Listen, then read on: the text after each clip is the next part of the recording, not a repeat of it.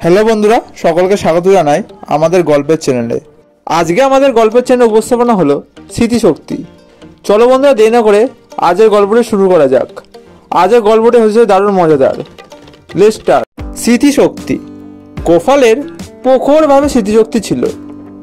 ভালোভাবে বলতে হলে বলা যায় অসাধারণ। তার মনের পর্দায় যেন সব কিছু ছাপা হয়ে যায় অবিকল। হাব ভাব, এমনকি কথার টুকিটাকিও। সাধারণ মানুষের মধ্যে অমন স্মৃতিশক্তি থাকার কথা নয়।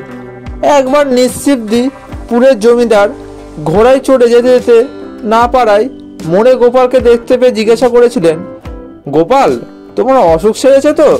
গোপাল কোনো জবাব দেওয়ার আগেই জোর কদমে ঘোড়া ছুটিয়ে নিশ্চিবদিপুরের জমিদার সেদিন ওখান থেকে চলে গিয়েছিলেন।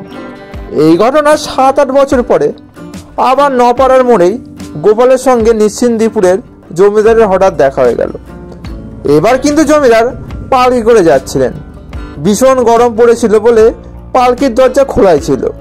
হাওয়া লাগার জন্য জমিদার নতুন করে প্রশ্ন করার আগেই 7-8 বছর আগের প্রশ্ন জবাব দিল, আমার অসুখ সেরে গেছে হুজুর, এখন আমি ভালো আছি। জমিদার এ কথার মানে না বুঝতে পেরে অবাক হয়ে গোপালের মুখের দিকে তাকিয়ে রইলেন।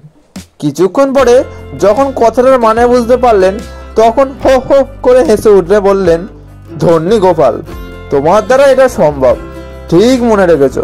বন্ধুরা, আজকের গল্পটি তোমাদের কেমন লাগলো অবশ্যই কমেন্ট করে জানাবেন।